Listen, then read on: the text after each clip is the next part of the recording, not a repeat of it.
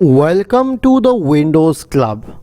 If you wish to find out which app is using the webcam in your Windows computer for absolute security reasons, then either read through this article on the Windows Club or simply watch this video. I'll guide you through the procedure. Right click on the Start button and select Settings. In the Settings window, go to the Privacy and Security tab on the list on the left hand side. Scroll down to Camera under App Permissions and you will be able to check all the applications which have access to the camera.